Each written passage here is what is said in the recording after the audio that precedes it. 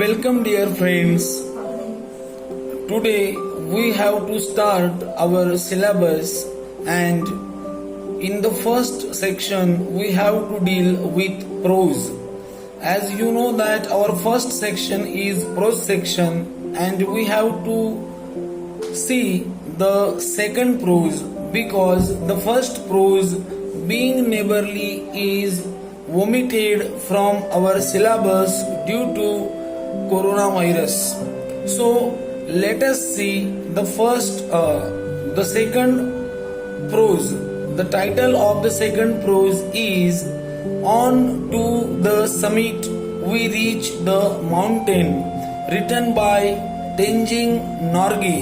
विद्यार्थी मित्र हो, आज आपण आपल्या प्रोज सेक्शनला सुरुवात करणार आहोत आणि प्रोज सेक्शन मध्ये आपला जो पहिला प्रोज आहे बीइंग नेबरली, तो सिलेबस मधून कमी करण्यात आलेला असल्या कारणामुळे जो दुसरा प्रोज आहे on to the summit we reach the top, हा प्रोज आपल्याला आज शिकायचा आहे.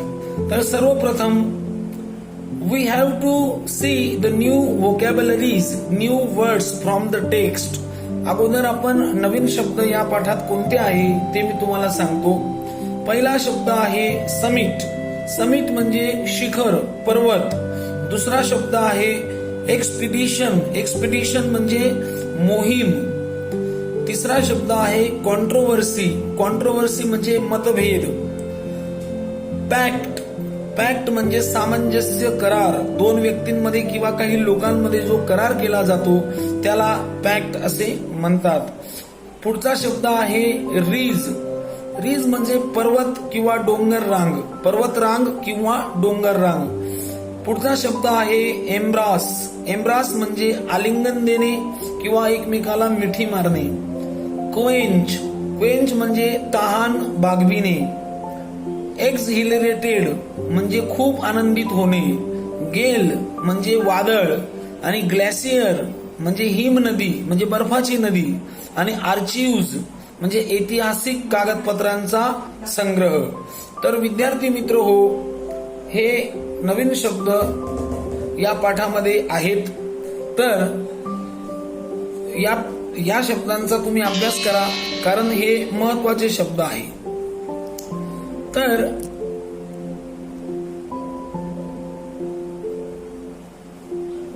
आता आपण प्रत्यक्षात पाठाला सुरुवात करू.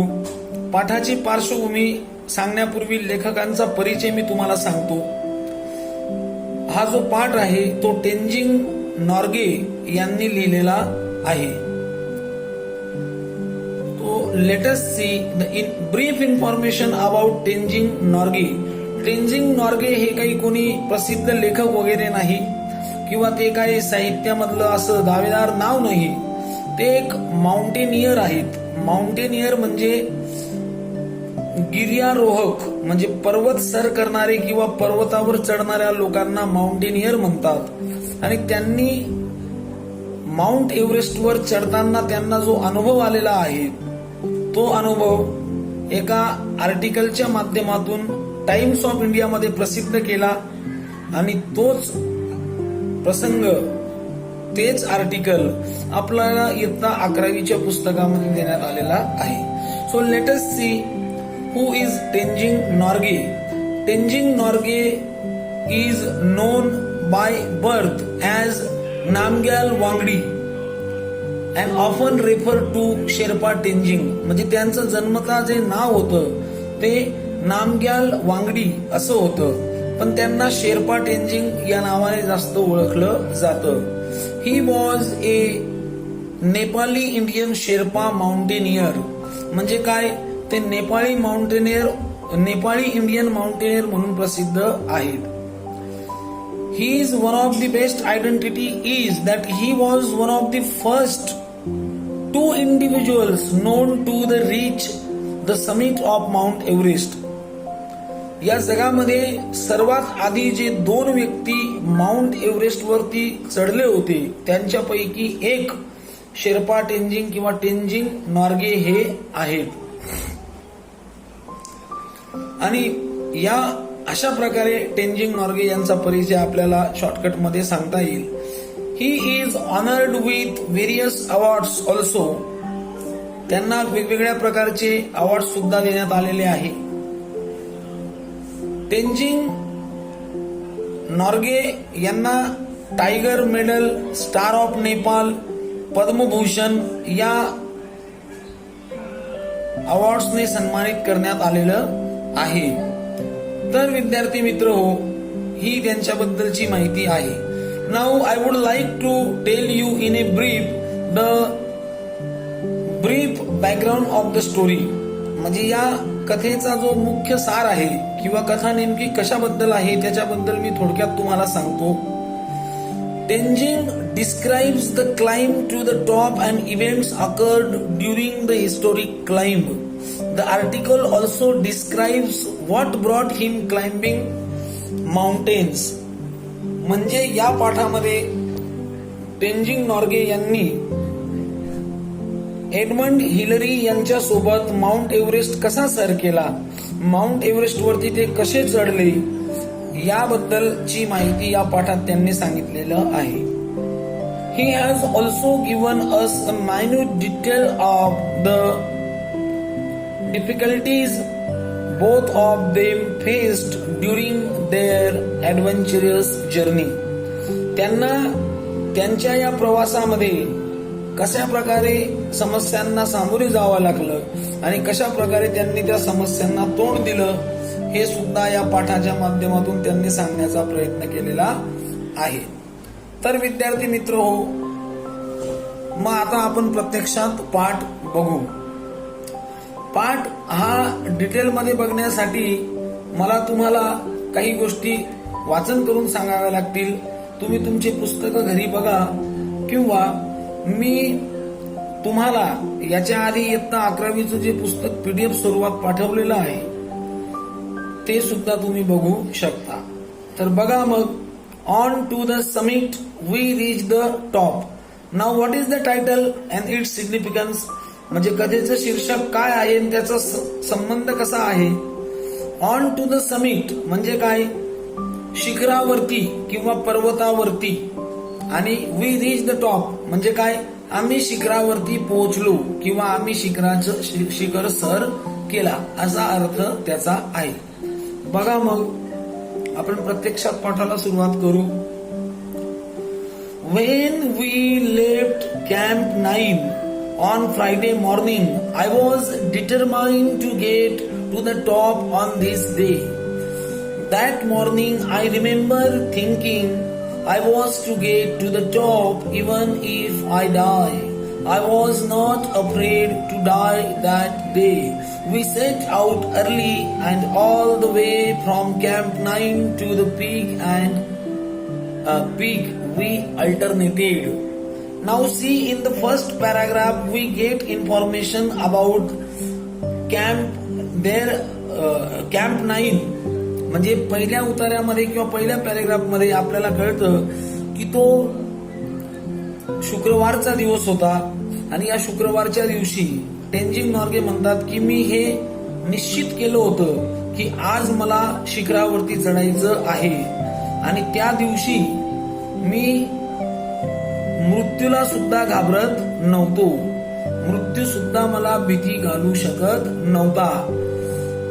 आणि आम्ही कॅम्प 9 पासून, आम्ही म्हणजे कोण, एडमंड हिलरी आणि तेंजिंग नॉर्गे हे दोन्ही व्यक्ती माउंट एव्हरेस्टला चढण्यासाठीच्या प्रवासाबद्दल कथा सांगत आहे.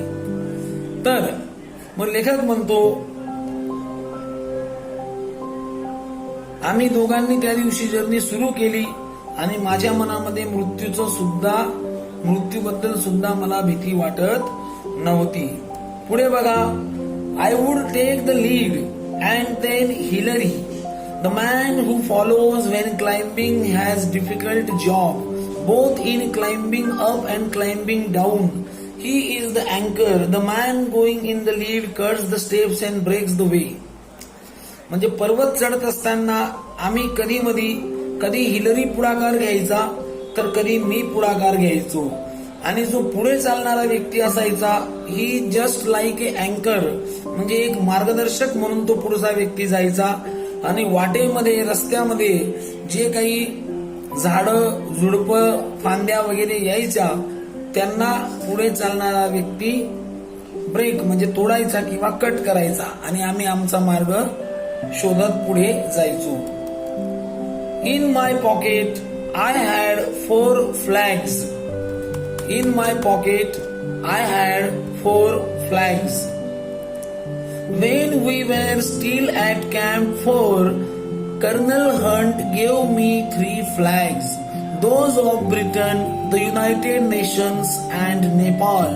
He charged me with the duty of planting them on the top of the world. In this passage, we are informed about the 4 flags. The 4 flags which were kept by Tenzing Norgay in his pocket. Tenzing Norgay म्हणतात की मी माझ्या खिशामध्ये 4 देशांचे झेंडे घेतलेले होते. त्या 4 झेंड्यांपैकी colonel Hunt यांनी मला 3 झेंडे दिलेले होते. कर्नल हंट हे एक या कथेमधलं पात्र आहे, कॅरेक्टर आहे. Colonel Hunt was the head of this expedition. म्हणजे या मोहिमेची जबाबदारी किंवा या मोहिमेचे जे प्रमुख होते ते कर्नल हंट हे होते. त्यांच्या मार्गदर्शनाखाली टेंजिंग नॉर्गे आणि एडमंड हिलरी यांनी हा प्रवास सुरू केला होता. मग टेंजिंग नॉर्गे असं म्हणतात की मला कर्नल हंट यांनी 3 देशांचे झेंडे दिलेले होते. एक म्हणजे ब्रिटनचा, दुसरा म्हणजे युनायटेड नेशन्सचा आणि तिसरा म्हणजे नेपाळचा. पण आणि त्यांनी त्याला काय सांगितलं होतं, Wien you both reach at the top of the mount Everest plant these 3 flags on the top of the mountain. म्हणजे जेव्हा तुम्ही माउंट एव्हरेस्टच्या शिखरावर पोहोचाल तेव्हा तुम्ही हे 3ही झेंडे तिथे रोवा किंवा हे झेंडे तिथे फडकवा, असं ही जबाबदारी टेंजिंग नॉर्गेला कर्नल हंट यांनी दिलेली होती. These 3 flags are in my care. या 3ही झेंड्यांची काळजी घेण्याचं काम माझ्याकडे होतं. He said, when you and Hillary reach the top, put them at the peak. I am sure you and Hillary are going to do it. Colonel हंटने त्याच्यावर विश्वास दाखवला होता की मला विश्वास आहे तू आणि हिलरी 100% तिथे माउंट एव्हरेस्ट वरती चढणार आणि तिथे चढल्यानंतर तुम्ही हे 3 झेंडे लावायचे, ब्रिटनचा, युनायटेड नेशनचा आणि नेपाळचा. After receiving this order from Colonel Hunt, Tenzing Norgay replied to Colonel Hunt. What he said? He said that I told Hunt that I was carrying the Indian flag with me and I would like to be on the top with the other flags. I had to ask Colonel Hunt's permission in his capacity as a leader of expedition. Tenzing Norgay म्हणतात की मी colonel Hunt यांना सांगून टाकलं की तुम्ही जरी मला 3 देशांचे झेंडे दिलेले आहे तरी मी माझ्यासोबत भारताचा झेंडा सुद्धा घेतलेला आहे आणि मला त्याच्यासाठी तुमची परमिशन पाहिजे की तिथे चढल्यानंतर मला या 3ही देशांच्या झेंड्यांसोबत भारताचा झेंडा सुद्धा तिथे मला लावायचा आहे. मग बघा पुढे Indian flag. Colonel Hunt said, by all means I am glad to know that you brought an Indian flag. Colonel Hunt did not oppose to Tenzing Norgay. On the contrary he was happy. Colonel Hunt आनंदित झाले. ते म्हटले की काय हरकत नाही, मला उलट आनंद आहे की तू भारताचा झेंडा सोबत आणलेला आहे. After 1 hour of steady going, we cut across from the south face and started up the west side where we had to pass up a steep line of rock. This was slow and difficult. Once we had cleared these, there was nothing barring our way to top but a snow-covered incline, sloping less and less as it neared the top. आता या passage मध्ये काय म्हटलेलं आहे की एका तासानंतर आम्ही तिथून निघायला सुरुवात केली. टेनजिंग नॉर्गे आणि हिलरी यांनी एका तासाने तिथून निघायला सुरुवात केली आणि दक्षिणेच्या भागाकडनं सुरुवात करून पश्चिमेच्या भागाकडे ते जाऊ लागले. त्यांना वेगवेगळ्या पर्वतांमधून त्यांचा प्रवास करायचा होता. या भागातून प्रवास करणं म्हणजे अत्यंत अडचणीचं काम होतं, पण हळूहळू त्यांनी त्यांचा प्रवास सुरू केला. And what Tenzing Norgay says, he says that only this was the difficult journey for them, and if once they passed these rocks, then it would be easy for them to reach at the top of the Mount Everest. हा परिसर जर का आम्ही pass केला तर mount Everest वर जाणं पुढे आम्हाला सोपं होईल, असं टेनजिंग नॉर्गे इथे म्हणतात. तर पुढे बघा, कारण हा जो परिसर होता इथे बर्फ पडायचा आणि ती संपूर्ण जागा ही पुन्हा पुन्हा बर्फाच्छादित होऊन जायची. बर्फ पडल्या कारणामुळे तिथे वातावरण व्यवस्थित नसायचं आणि ते निसटायचे, चालताना त्यांचे पाय निसटायचे. बघा पुढचा passage. These last 60 or 70 feet up the top were not very dangerous, but we kept up the same steady pace and we reached the small flattered summit almost together. 60 ते 70 फुटांचं हे अंतर फार काही डेंजरस नव्हतं आणि ते आम्ही व्यवस्थित पास केलं आणि माउंट एव्हरेस्टच्या जवळपास आम्ही पोहोचून गेलेलो होतो. During the last 50 feet from the peak, Hillary and I were moving about 20 feet apart. म्हणजे शेवटच्या 50 म्हणजे शिखर 50 फूट बाकी असताना हिलरी आणि आम्ही दोघं फक्त 20 फूट त्या शिखरापासून लांब होतो. We were tied together with a rope. Most of the time the rope was loose, but when we went over dangerous ground, we drew it taut. शिखर येण्यासाठी जेव्हा 20 ते 25 फूट अंतर बाकी होतं तेव्हा या दोघांनी एक दोर घेतला, रोप म्हणजे दोर, आणि दोघांनी एकमेकाच्या कमरेला तो बांधला. याचं कारण असं होतं की ते फार डेंजरस होतं. तो जो परिसर होता तो डेंजरस होता. तिथून सटकून जायचा व्यक्ती म्हणून तिथून व्यक्ती निसटू नये म्हणून एकमेकांना त्यांनी ते दोर बांधून घेतलेले होते. This rope was a symbol. It tied us together. One could not move without the other. We were not two individuals but a team. Now see, this is a very important expression by Tenzing Norgay. लेखक म्हणत आहे की तो दोर म्हणजे एक प्रकारचा symbol होता.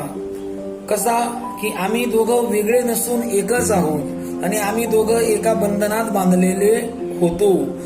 We were not two separate individuals. We were just a one unit. आम्ही वेगवेगळे नसून आम्ही दोन्ही एक टीम आहोत, एक संघ आहोत. या भावनेतून आम्हाला काम करायचं होतं. I have been asked many times who was first when we were within reach of the summit. I did not think of who was going to be first. I am sure that Hillary was not thinking that. Climbing takes all your attention. You have many more important worries. तर या passage मध्ये लेखकाने म्हटलेलं आहे की mount Everest जेव्हा आम्ही चढून गेलो, सर्व घटना होऊन गेल्या, आम्हाला अनेक ठिकाणी लोकांनी प्रश्न केले की तुमच्या दोघांपैकी आधी कोण तिथे चढला. तेव्हा मी त्या लोकांना उत्तर द्यायचो की आम्ही तिथे आधी कोण चढेल याचा कधी विचार केला नव्हता. आणि मला खात्री आहे हिलरीने सुद्धा तो विचार कधी केला नव्हता, कारण तिथे असा विचार करायला अजिबात वेळ नसायची. फक्त तिथे माउंट एव्हरेस्टच्या टोकावर आपल्याला चढायचं आहे, हाच उद्देश आणि हाच विचार आपल्या डोक्यामध्ये तिथे राहायचा. आमच्यासाठी हे महत्वाचं नव्हतं की कोण आधी चढला आणि कोण नंतर चढला. बघा पुढे, what does it matter whether I reach the top or Hillary? Our main thought was that both of us reach the top. We had to. One couldn't do it alone. लेखक म्हणताय, आवाज कमी कर. लेखक म्हणताय की हिलरी चढो किंवा मी चढो याला महत्व नाही, आम्हाला फक्त तिथे चढायचं होतं आणि तेच आमच्यासाठी महत्वाचं होतं. आणि महत्वाची गोष्ट इथे लेखकाने म्हटलेली आहे की माउंट एव्हरेस्टवर चढणं हे कुणाच्या एकट्याचं काम नव्हतं. तिथे दोन्ही व्यक्ती मिळूनच चढू शकत होते. If there had been a difference of 1000 feet between us, then one could make the claim that he was first. But even then, only the man behind him could confirm the distance between the two of them. लेखक म्हणतात की जर आमच्या दोघांमध्ये 1000 फूटचं अंतर राहिलं असतं तर आमच्या दोघांपैकी कोणीतरी असा दावा केला असता की आधी मी चढलो किंवा आधी तो चढला. पण आमच्या दोघांमध्ये इतकं अंतर अजिबात नव्हतं, आम्ही अगदी जवळ होतो. When we reached Kathmandu, we discovered that a controversy had arisen. We talked it over. Hillary, Colonel Hunt and I, we agreed that all the talk was childish. विद्यार्थी मित्र हो, काळजीपूर्वक ऐका. लेखकाने त्याच्या प्रवासाबद्दल तर सांगितलेलंच आहे, पण तो प्रवास सांगत असताना मध्येच त्याने दुसरं उदाहरण दिलेलं आहे की पर्वत चढून गेल्यानंतर त्यांना कशा प्रकारे लोक प्रश्न विचारायचे. आणि कर्नल हंट म्हणजे त्यांच्या या मोहिमेचे जे प्रमुख होते ते, आणि हिलरी आणि लेखक हे तिन्ही जेव्हा माउंट एव्हरेस्ट सर केल्यानंतर काठमांडूला जेव्हा पोहोचले तेव्हा तिथे त्यांना फार मतभेद, लोकांमध्ये असलेले मतभेदांना सामोरे जावं लागलं. कारण लोक की या दोघांपैकी कोण आधी चढला, कोणी असं केलं, कोणी तसं केलं. आणि ते म्हणतात we agreed that all the talk was childish. म्हणजे या तिघांनी या सर्व चर्चेला आणि या सर्व मतभेदाला बालिश ठरवलं की ही बालिश गोष्ट आहे. हे सर्व मतभेद बालिश आहेत. So we made a pact. बघा मी तुम्हाला शब्द दिलेला आहे पॅक्ट, म्हणजे यांनी करार केला. And each of us sign it in the office of the prime minister of Nepal. Each one signed his own statement. I have a copy of Hillary's statement which I carry in my pocket. लोकांमध्ये मतभेद होऊ नये किंवा अशी उलटसुलट चर्चा होऊ नये म्हणून या तिघांनी नेपाळच्या पंतप्रधानांच्या ऑफिसमध्ये एक करार केला, एक सामंजस्य करार केला. आणि त्या सामंजस्य करारावरती या तिघांनी सह्या केल्या आणि त्याची कॉपी म्हणजे हिलरीची कॉपी लेखकाने लेखकाकडे ठेवली आणि लेखकाची कॉपी हिलरीकडे दिली. It reads Kathmandu June 22, 1953. On May 29 म्हणजे त्या पॅक्ट मध्ये किंवा त्या करारामध्ये काय लिहिलेलं होतं.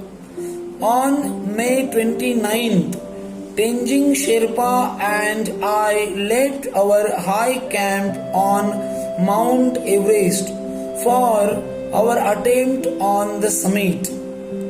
As we climbed upwards to the south summit, first one and then other would take a turn at leading. We crossed over the south summit and moved along together. We embraced each other, overjoyed at our success. Then I took photograph of Tenzing holding aloft the flags of Great Britain, Nepal, the United Nations and India. Signed E.P. Hillary. आता बघा त्याच्यामध्ये काय लिहिलेलं होतं की बाबा 29 मे या दिवशी 29 मे 1953 या दिवशी मी आणि टेंजिंग आम्ही दोघांनी दक्षिणेकडून पर्वतरांगा सर करून पश्चिमेकडच्या पर्वतरांगा पास केल्यानंतर माउंट एव्हरेस्टच्या शिखरावर आम्ही दोन्ही सोबत चढलो आणि सोबत चढल्यानंतर आम्हाला we got excited, we became so happy and we embraced each other. आम्ही दोन्ही आनंदित झालो आणि एकमेकाला आलिंगन दिलं. आणि हिलरी म्हणतो की मी टेंजिंगचे काही फोटोग्राफ्स काढले. टेंजिंगने तिथे 4ही देशांचे झेंडे लावले आणि खालती त्याने सही केली. कोणी? Edmund Hillary. ही गोष्ट त्याने त्या करारात लिहिली आणि सही केली. म्हणजे याच्यामध्ये असं म्हटलं नाही की मी आधी चढलो किंवा टेंजिंग आधी चढला. आम्ही दोन्ही एकमेकांना आलिंगन दिलं म्हणजेच आम्ही दोन्ही सोबत चढलो. पुढे बघा, there is another paper like this in English sign by me. म्हणजे अशाच एका कागदावर मी सुद्धा सही केली. मी सुद्धा म्हणजे टेंजिंग नॉर्गेने. Thus we will not take part in any controversy. म्हणजे आम्ही दोघांनी अशाच एका कागदावर सह्या केल्या आणि दोघांनी हे सांगितलं की आम्ही दोन्हीही माउंट एव्हरेस्टवर सारखे चढलेलो आहोत. As the statement says, Hillary and I embraced when we reached the top. We did as well as our bulky equipment would let us. I remember saying to him, we have done it, but we couldn't hear. We had our oxygen mask on. हिलरीच्या स्टेटमेंटवरून हे कळतं की आम्ही तिथे चढलो, पण तिथे चढल्यानंतर यांच्या सोबत जे प्रवासामध्ये पर्वत चढत असताना जे इक्विपमेंट लागतं, जे साहित्य लागतं, ते साहित्य जड असल्या कारणामुळे टेंजिंगला लवकर हिलरीचा आवाज ऐकू गेला नाही, कारण त्यांनी मास्क ऑक्सिजन साठी लावलेला होता. आणि अशा प्रकारे ते सांगतात की we remember saying, I remember saying to him. म्हणजे हिलरी म्हणतो की मला हे आठवतं की मी कशा प्रकारे टेंजिंगला आवाज दिला, पण त्याला आवाज ऐकू आला नाही. तर तिथे गेल्यानंतर म्हणजे माउंट एव्हरेस्टच्या शिखरावर पोहोचल्यानंतर आता त्याला पहिला विचार कोणता आला हे लेखकाने आता पुढे सांगितलेलं आहे. म्हणजे या ठिकाणी पेपरच्या स्टेटमेंटच्या माध्यमातून आपल्याला कळालं की 29 मे 1953 या दिवशी ते माउंट एव्हरेस्टच्या शिखरावर पोहोचले. आणि पोहोचल्यानंतर पहिला विचार लेखकाच्या मनात काय आला ते आता लेखक आपल्याला सांगत आहे. फर्स्ट थॉट म्हणजे पहिला विचार. My first thought on reaching the top was a sense of gratitude to God that after having failed 6 times he had blessed me with fulfillment of this desire I had held so long. लेखकाने तिथे गेल्यानंतर सर्वप्रथम परमेश्वराचे आभार मानले, देवाचे आभार मानले, कारण लेखकाने माउंट एव्हरेस्टवर चढण्यासाठी 6 वेळा प्रयत्न केले होते आणि 6 वेळा त्याला अपयश आलेलं होतं. पण तो शेवटी म्हणतो की देवाचा मी फार आभारी आहे, शेवटी देवाने मला ही संधी दिलेली आहे आणि मी माउंट एव्हरेस्ट सर केलेला आहे. I placed on the summit the offerings to God that I had carried with me. This is this is in accord with my religion. Both my wife and I are Buddhist. I could not kneel because of my clothes and equipment, but I offered a silent prayer in my heart. Mount एव्हरेस्टच्या शिखरावरती पोहोचल्यानंतर सर्वप्रथम देवाचा त्याने आभार व्यक्त केला. नंतर देवाला वाहण्यासाठी काही गोष्टी तो तिथे ज्या घेऊन गेला होता त्याने त्या शिखरावरती ठेवल्या आणि तो म्हणतो की माझे कपडे आणि माझ्या सोबत असलेल्या सर्व वस्तू असल्या कारणामुळे मला झुकता आलं नाही, गुडघ्यावर बसता आलं नाही, पण मी मनोमन देवाची प्रार्थना केली आणि देवासाठी आणलेल्या सर्व वस्तू मी तिथे ठेवल्या. लेखक या ठिकाणी असंही म्हणतात की ते बुद्ध धर्मीय, म्हणजे ते आणि त्यांची पत्नी बुद्ध धर्मीय होती. बघा पुढे, the offerings were biscuits, candy and a little blue pencil. My youngest daughter Nima asked me to put it on the top of the mountain as her offering.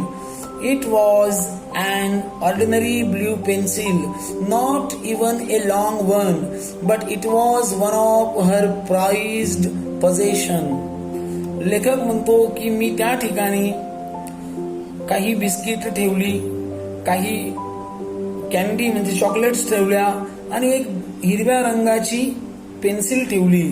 And these all things were given to the writer by his youngest daughter Nima. त्यांची जी सर्वात लहान मुलगी होती निमा, तिने या सर्व वस्तू त्यांना दिलेल्या होत्या आणि तिने लेखकाला सांगितलं होतं की पप्पा जेव्हा तुम्ही त्या ठिकाणी जाल तेव्हा या वस्तू तिथे देवासाठी अर्पण करा. As I put it down, I pointed it out to Hillary. He gave me a big smile, showing that he understood.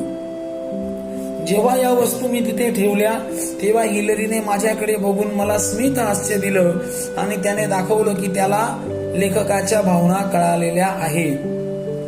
Then I got out the flags which I had on piece of string about 4 feet long.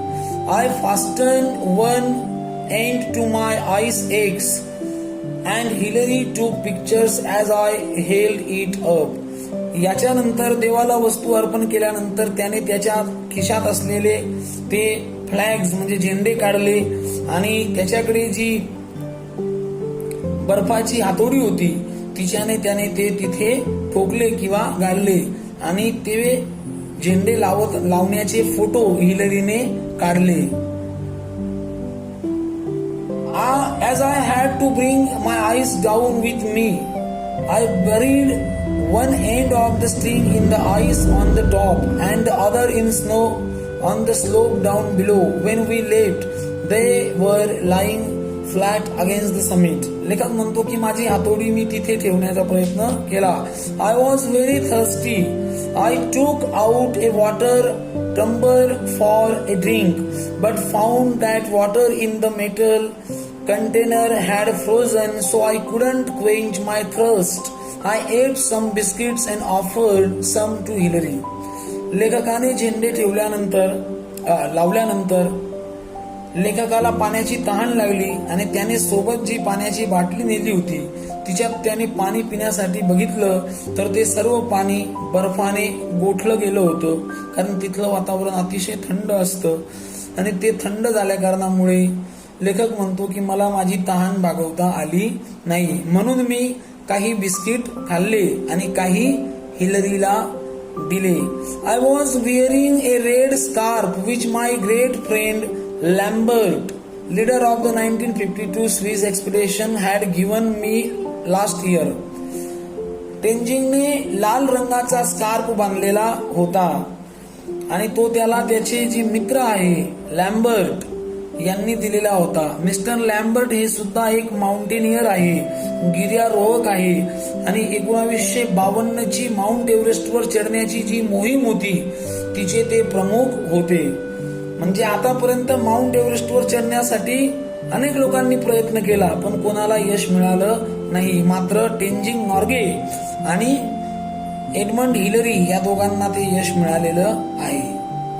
It was just a year ago on May 28 when we were standing at 28,215 feet that he gave me the scarf. म्हणजे मागच्याच वर्षी त्यांनी मला हा scarf दिला जेव्हा आम्ही 28,215 फूट mount Everest पासून लांब उभे होतो तेव्हा. म्हणजे मागच्या वर्षी सुद्धा लेखक या मोहिमेमध्ये सामील झालेला होता, पण त्याला यश मिळालं नव्हतं. आय वोर it all the way up the mountain from Darjeeling. As I stood at the top, I remembered him and felt that he was with me. I felt absolutely fit at the summit. My mind was absolutely clear. I didn't feel tired. I felt exhilarated. I was a very clear sensation. लेखक आता मागच्या वर्षाची आठवण सांगत आहे की जेव्हा त्यांनी मला हा स्कार्फ दिला दार्जिलिंग मध्ये, तेव्हा मी टॉप वरती उभा होतो. मला आताही आठवतं की काही अंतरांवर माझे जे विचार होते ते अत्यंत क्लिअर होते. मी इतक्या लांब चढल्यानंतर सुद्धा अजिबात थकलेलो नव्हतो. उलट मी आनंदी होतो, कारण माझ्या डोक्यामध्ये मनामध्ये एकच विचार होता की मला माउंट एव्हरेस्ट सर करायचा आहे. Below all the hills and mountains looked like gods and goddesses to me. The plains below looked like so many broken pieces of the map. लेखक म्हणतो की या सर्व पर्वतांवर लांब चढल्यानंतर छोटे छोटे जे पर्वत होते ते मला देवी देवतांसारखे दिसू लागले, आणि वरती चढल्यानंतर खाली बघितल्यानंतर हे सर्व खालचे जे गावं असतील किंवा खालचं जे वातावरण आहे ते जणू काही तुकडे आहेत, छोट्या छोट्या नकाशाचे जे तुकडे आहेत असे वरून दिसत होते. 2 or 3 people could stand there on the roof of the world if you cut ice. 20 or 30 feet below the top there was enough flat square for 2 people to sleep. म्हणजे त्या शिखरावरती, माउंट एव्हरेस्टच्या शिखरावरती 2 किंवा 3च लोक व्यवस्थितपणे उभे राहू शकत होते. The summit is flat on one side and step on the other. There is snow on the northern side, rocks on the south and east and snowy rock on the west. We stayed on the top and a little more than 15 minutes. त्या ठिकाणी आम्ही दोन्ही म्हणजे Hillary आणि लेखक हे 15 मिनिटांसाठी जास्तीत जास्त थांबू शकले.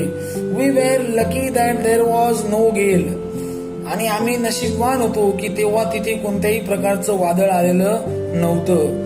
और it would have swept us of. कारण जर वादळ आलं असतं तर त्या वादळाने आम्हाला पाडून टाकलं असतं किंवा उडवून नेलं असतं. My next thought was how to get down safety. आता विद्यार्थी मित्रांनो, या ठिकाणी लेखकाने त्याचा पहिला जो विचार आहे तो आपल्याला इथे सांगितलेला आहे की माउंट एव्हरेस्टवर चढल्यानंतर त्याच्या मनामध्ये पहिला कोणता विचार आला. आता पुढे आपण हे बघू की त्याला पुढे काय वाटलं. आता पुढे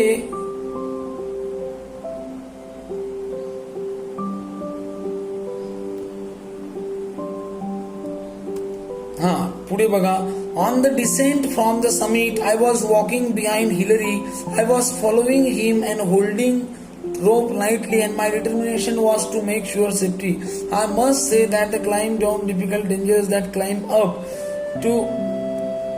ठीक आहे, तर हे पेज अगोदरचं होतं. मी तुम्हाला याच्या आधी जे सांगितलं तेवढाच विचार लेखकाला आलेला आहे.